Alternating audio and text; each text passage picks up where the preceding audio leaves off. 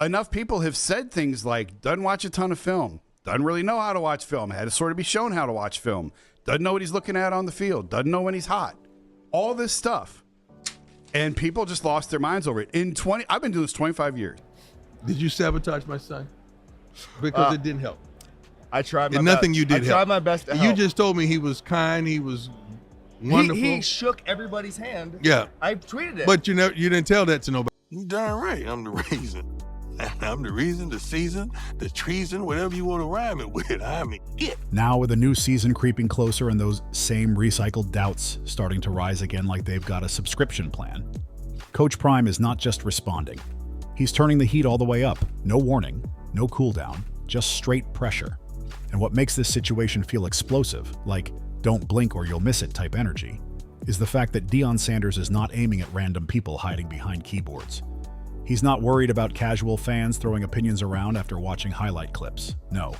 This time he's calling out the so-called experts, the media voices, the analysts, the insiders, people who, according to him, knew better, and still let the narrative spiral anyway. I care whom tells it. It has no conscience, no feelings, and no heart, but it does seek what? Attention. The only thing a lie does need is transportation. And let's be real for a second. This wasn't just normal criticism you hear every draft season. This wasn't, hey, tighten up your mechanics, or you need better reads under pressure. That's football talk. That's expected. What Deion is pointing at goes way deeper than that. This was about shaping how the public sees Shedeur Sanders before he even gets a fair shot. This was about building a storyline piece by piece until people started repeating it like it was fact. And once a narrative gets repeated enough, it doesn't matter if it started shaky, it starts sounding real. And here's where it gets dangerous. Because once that image gets out there, it doesn't just stay on TV or social media. It travels. It gets into front offices. It creeps into draft rooms. It shows up in quiet conversations between decision makers who start saying things like, yeah, but what about that attitude? Or I heard he might be difficult. And just like that, a player isn't just being evaluated on tape anymore. He's being evaluated on perception. At one point, one of the few teams that actually was interested in him said, well, what do you make of this really bad play? And Shedeur said, maybe I'm not the guy for you. That's not the answer. At one point, even a team that had real interest in Shedeur hit the brakes and started second-guessing things. Imagine that for a second. You're talented, you've put in the work, you've shown what you can do, and suddenly the conversation shifts to, well, what do you make of this really bad play? Not even your full body of work, just one moment getting magnified like it defines everything. That's how narratives work. They zoom in on the negative and replay it until it feels bigger than the truth. But here's the part that really makes this whole thing hit different. The worst part wasn't even the criticism itself. Criticism? That comes with the territory. Every quarterback, every top prospect, every rising star gets picked apart. It's part of the game. The real issue? The silence. The people who actually knew better. The ones who had real access, real conversations, real insight. They stayed quiet while everything was getting twisted. And that silence? That's loud. What transpired with my son last year, ain't no way in the world. No, I don't have a... Thank you, Lord. When I stop like that... That's to keep you from saying you don't need to say. When I stop like that... That's the kind of silence that lets stories grow legs and run marathons. That's the kind of silence that turns assumptions into headlines.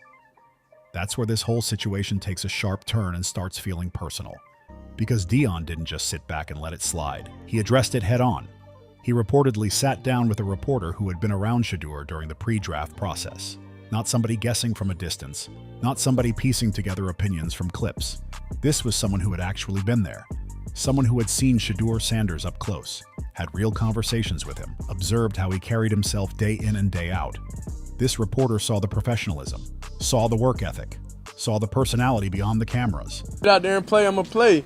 Whenever it's time for the lights to come on, I'm going to do my thing. I'm not concerned about when it is. I'm not concerned about, how many reps I'm getting at this point is what it is. Because I know when the lights come on, when everything go on, when the pressure's on, you know who I am. And I'm always be that way. This wasn't secondhand info. This was firsthand experience. So when all these negative stories started popping up, when people started labeling Shedeur as rude, cocky, or difficult, Deion had one question, and it wasn't complicated.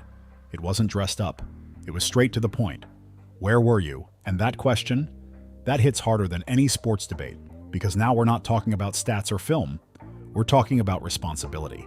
If you know what's real and you choose to stay quiet while something false spreads, what does that say about your role in the whole process? Deion didn't sugarcoat it either. No soft delivery, no media training tone. He reportedly looked that reporter in the face and pressed him directly. Did you speak up? Did you tell people what you actually saw? Did you defend my son when his name was getting dragged? And when the answer came back as basically no, yeah, that didn't sit right at all. Because in Deion's eyes, that silence wasn't neutral. It was part of the problem. Not speaking up when you have the truth, that's like watching a bad call in a game and refusing to throw the flag. You're not just observing anymore, you're allowing it to continue. What I'm saying is the narrative around Shedeur Sanders was he could not play in structure and he was a one-throw type guy, boom or bust deep, right? But guess what? He shows you on film. The next week, he's able to come out here and throw the ball on time. The next week, we talk about running backwards.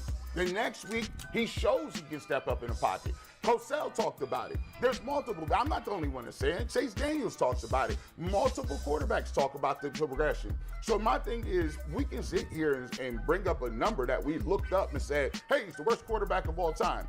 But if you watching the game, nobody that plays the game of football, watch the game of football, or all the people that talk about it is not going to say that Shedeur Sanders is the worst quarterback they've ever seen. Well, what's your favorite? And that's why this moment feels bigger than just one interview or one emotional reaction.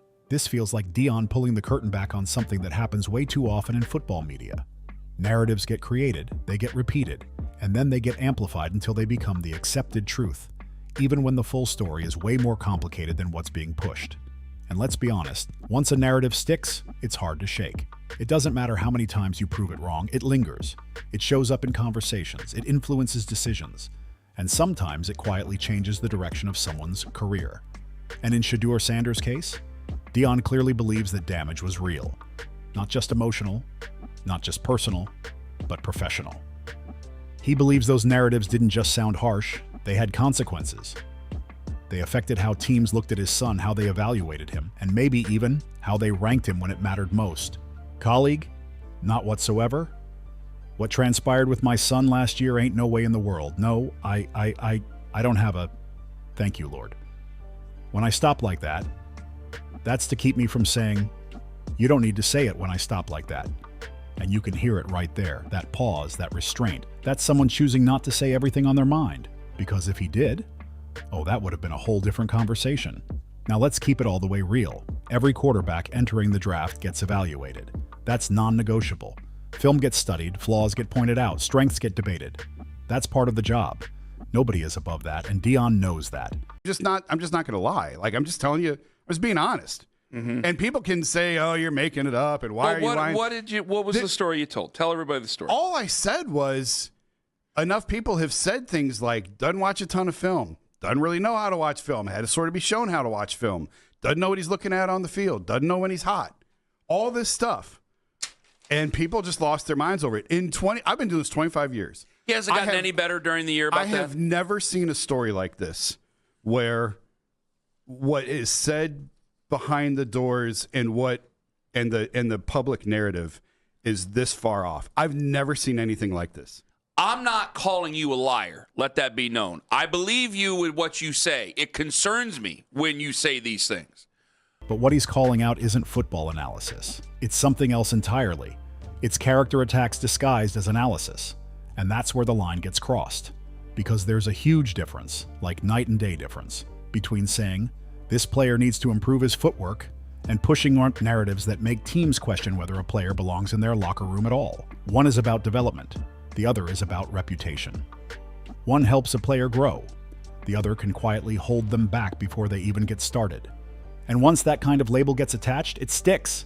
It follows you into interviews, into meetings, into every opportunity you're trying to earn. And that's exactly why Deion Sanders is speaking up now. With energy, with emotion, and with zero hesitation. Because in his eyes, this was never just about football. This was about fairness. Once that kind of talk gets rolling, it's like a snowball going downhill. Small at first, then suddenly it's picking up speed, getting bigger, and before you know it, it's flattening everything in its path. And this is exactly where that double standard conversation steps right into the spotlight. No hesitation, no filter. Because here's what Deion Sanders and a whole lot of Shedeur Sanders supporters are seeing clear as day. When other quarterbacks walk around with confidence, when they speak boldly, when they carry themselves like they know they belong, it gets praised. It gets stamped as leadership. People call it charisma. They call it presence. They call it swagger like it's some kind of superpower. You've seen it before. A quarterback pounds his chest, talks his talk, shows emotion, and suddenly that's the guy you want leading your team. Analysts start smiling. Fans start buying in. I didn't see it. Because if I had known, I would have led with that. Now you're telling me that. Nobody saw it. I tweeted it. So when they were murdering his character, did you retweet? And the narrative turns into a highlight reel of personality. But the moment Shedeur Sanders carries himself with that exact same belief, now the tone changes real quick. Now it's not confidence, now it's arrogance. Now it's not swagger, now it's attitude. Now people start asking questions like, is he too flashy? Is he too outspoken? Is he doing too much? Like confidence suddenly comes with a warning label. And that contrast, that switch up, that's been building frustration for a long time. Not just a little irritation, real frustration. The kind that sits in the background and keeps stacking up until it can't be ignored anymore. And Deion? Yeah, he's clearly past the point of pretending not to notice. Because let's be honest, Deion Sanders is not wired to play quiet when it comes to his family. That's just not in his system. This isn't someone who's going to sit back, nod politely, and say, well, that's just how it goes. No chance. He's not built to smile through criticism while his son's name is getting dragged across headlines. He's not about to act like it's all just a part of the business and keep it moving. If he feels like Shedeur Sanders is being treated unfairly, he's going to speak on it. Loudly, clearly. But I think from a lot of the same folks, and I don't talk to as many around the league as you do. That's given. Your career's longer than mine. You've done more traveling than me. But I've not heard it to that degree. I've heard concerns. The not knowing how to watch film thing, that's been something we've talked about. That's been something that's been discussed on this show. Anthony and me, you and me, Danny and me, Daryl and me, Lance Riesland and me. It doesn't matter. It's been discussed. The hard work thing, see, I feel I've seen different and I feel I've heard different about the hard work thing. That's where I go, what happened during the year? Again, you are not lying to me. I don't believe you're lying to me. What happened during the year that rubbed the sources the wrong way that they would say such a thing to you?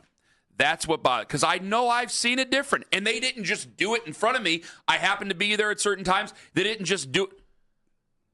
I wouldn't think they would do it just going, hey, Kenny's standing over here. Let's do something because we know it's going to get out there. And as many times as it takes to get people's attention. And here's the thing. He's not worried about who gets uncomfortable. He's not checking the room to see who might be offended. That filter doesn't exist in this situation. If Deion believes something is off, he's going to say it straight up. No hesitation, no soft landing. That same energy showed up in a big way when Deion spoke publicly about the NFL and what Shedeur went through. Especially during that ESPN moment with Stephen A. Smith. That wasn't just a casual comment, that was a message. Because Deion made it clear, watching his son go through that entire process, that left a mark. Not just a passing thought, not just something you shrug off. It stuck with him. It changed how he looks at things. And then he said something that really made people stop and look twice. He said after seeing all of that, he wouldn't even want to coach in the NFL. Now think about that for a second. We're talking about Deion Sanders, one of the most competitive, driven, spotlight-loving figures football has ever seen. This is someone who thrived under pressure, who embraced big moments like they were made for him. The biggest stages? That's where he lives. So for that guy to say, I want no part of that environment, that's not small talk, that's a statement. That tells you everything about how strongly he feels about what went down. That's not frustration, that's conviction. And when Deion believes something, he doesn't tiptoe around it. He doesn't circle the issue and hope it fixes itself. He attacks it head-on like it's 4th and goal and there's no other option. But here's where things get even more intense, because this isn't just about what already happened, it's about what's happening right now. With another season getting closer and training camps right around the corner, the noise around Shedeur Sanders is starting to build again. Not slowly either, it's picking up fast. The same questions are back. The same doubts are being recycled like last year's headlines. Is he really the guy? Can he handle the pressure? Is he overhyped? Does his game match the spotlight? And look, on the surface, those might sound like normal football conversations. Every quarterback deals with questions like that at some point, but to Deion, this doesn't sound new at all. This sounds like the same song, just on repeat. In his mind, the same forces that helped shape the last wave of criticism are back again, doing the exact same thing. Trying to get ahead of the story before Shedeur even steps on the field. Trying to set the tone early. Trying to plant the seeds of doubt before there's even new film to judge. And that's the part that's not sitting right. Because now it's not just reaction, it's anticipation. It's narrative building before performance even has a chance to speak. And Deion, he sees it coming from a mile away. That's exactly why he's going public the way he is right now. This isn't random. This isn't emotional timing. This is intentional. He's not trying to play catch-up after the narrative takes over again. He's trying to stop it before it even gets started. He doesn't want the media getting a head start this time. He doesn't want those same talking points quietly spreading, building momentum, and then suddenly becoming the dominant storyline again. Because once that happens, it's hard to slow down. So instead of waiting, he's stepping in early. He's making noise now so the conversation doesn't get controlled by the same voices later. He's making it clear, don't frame Shedeur Sanders before the season even begins. Don't push the same labels, don't recycle the same doubts, and then act surprised when people start questioning where it all came from. This time, This time, Deion Sanders is not waiting around to see how the story plays out. He's stepping in early, stepping in loud, and making sure everybody feels it. He's not trying to clean up the narrative after it's already gone viral. He's trying to shut it down before it even gets momentum. And here's the key difference now. He's not just reacting, he's confronting. Directly. No detours, no soft approach, no, let's revisit this later energy. He's putting it right in front of everyone and saying, let's talk about it now. Because once that spotlight flips back on, and it will, you already know it will, the people pushing those narratives won't be able to hide behind the usual excuses anymore. No more, oh, I was just reporting what I heard. No more, I didn't see that part. No more, if I had known, I would have said something. Nobody, I didn't see it, because if I had known, I would have led with that. Yeah, that line right there, that excuse, that's exactly what Deion is cutting off before it even gets used again, because now everybody's been put on notice. The information is out there, the truth has been addressed, and the spotlight is already warming up. So if the same kind of narratives start popping up again, that I didn't know defense, it's not gonna hit the same anymore. And while all this noise has been swirling, while the debates, the opinions, the labels have been flying left and right, there's one thing that hasn't changed. Shedeur Sanders has kept moving forward. No distractions, no public meltdowns, no getting pulled into the chaos. He kept going. He kept working. He kept preparing like none of the outside noise even mattered. And that right there, that says more than any headline ever could. Because let's be honest, plenty of players get shaken when that kind of pressure hits. When your name is trending for the wrong reasons. When people start questioning your character, not just your game, that can mess with you. But Shedeur, he didn't fold. He didn't disappear. He didn't start second-guessing himself every time someone had something to say. If anything, he doubled down. And that tells you something important, something a lot of people might have missed while they were busy debating narratives. It tells you he's mentally tougher than people gave him credit for. It tells you he can handle pressure, not just game pressure, but real-world scrutiny, the kind that follows you everywhere. And most importantly, it tells you that all that noise, the criticism, the speculation, the opinions, it didn't break his confidence. And that right there might be the biggest reason Deion is coming in this aggressive right now, because he's seen both sides of it. He saw his son go through the storm, the criticism, the narratives, the doubts, and come out still standing, still working, still believing. But at the same time, he knows that storm never should have looked like that in the first place. That's the part that doesn't sit right. Because in Deion's eyes, this isn't just about football anymore. This isn't just about stats, throws, reads, or draft boards. This is about a name, a reputation, a perception that can follow you long after the headlines fade. This is about how quickly a story can get twisted, repeated, and accepted without people stopping to check if it's actually true. And even worse, how quickly people move on once the damage is already done.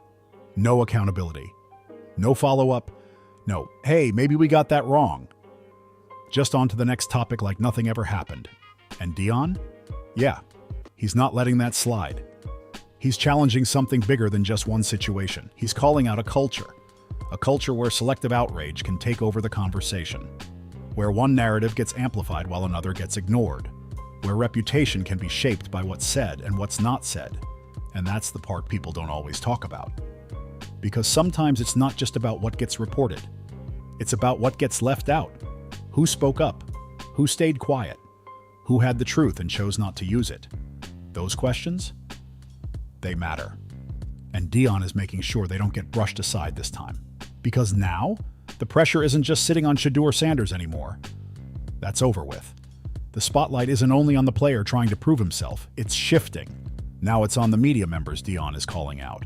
Now it's on the people who had the platform, the people who had the access, the people who had the opportunity to set the record straight and didn't. That spotlight? Yeah, it's turning around. And this time it's not asking, can Shedeur handle the pressure? It's asking something very different.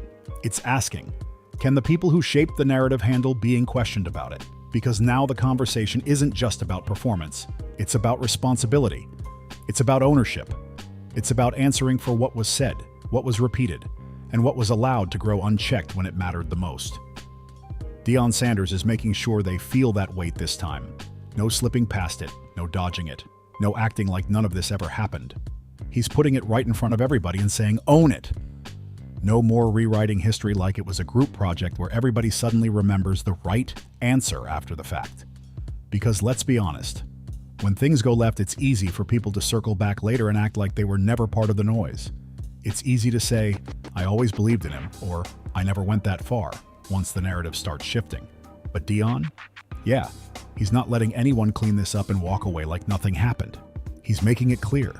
If you were part of building that image, if you were part of pushing those conversations, if you were part of letting it spread, then stand on it. Don't switch sides now that the spotlight is changing. And whether you agree with every single thing Deion says or not, that part doesn't even matter at this point. One thing is undeniable, no debate needed. He is not backing down. Not today, not tomorrow, not when the cameras are on, and definitely not when they're off. Because in his mind, this wasn't random. This wasn't just how the process goes. He believes Shedeur Sanders was targeted. He believes certain voices in the football world didn't just comment. They helped shape an image that stuck longer than it should have. And now, he's not just reacting. He's exposing what he sees as straight-up hypocrisy before it gets a chance to repeat itself. Because that's the real mission here. This isn't just about correcting the past. It's about protecting the future. He's not trying to wait until the same story builds up again and then respond when it's already everywhere. No chance. He's stepping in early, loud, and unapologetic so the same cycle doesn't get another run. And that's exactly what makes this story hit different. Because this isn't just football talk anymore. This isn't just stats, highlights, or debates about who's QB1. This is about loyalty. This is about silence. This is about power and who controls the story when everybody's watching. And when nobody's paying attention, it's about how narratives are created, how they spread, and how they can define someone before they even get the chance to prove who they really are. And right in the middle of all that, you've got a father who's not letting that happen again. Not quietly, not politely, not behind closed doors. He's standing right in front of it and saying, not this time. Because from Deion's perspective, this was never just about evaluating talent. This was about people forming opinions without the full picture, repeating things without checking them, and then stepping back while those ideas took on a life of their own. And now, he's flipping that pressure right back. He's making it uncomfortable. Because accountability? Yeah, that part doesn't always get the same attention as the headlines. But now it is. Because if the media thought Deion Sanders was just going to sit back, stay quiet, and let the same doubts circle around Shedeur Sanders all over again, yeah, they clearly don't know Deion Sanders at all. This is not someone who watches from the sidelines when it comes to his family. This is Coach Prime, and Coach Prime just made his position crystal clear. No confusion, no mixed signals. If you're going to speak on Shedeur Sanders, be honest. If you know the truth, say it. Don't hold it back. Don't wait for the right time. Don't keep it tucked away while something else takes over the conversation. And if you were part of pushing a narrative that damaged his name, don't expect silence now. Don't expect things to just move on like nothing happened. Because this time, Deion Sanders is not holding anything back.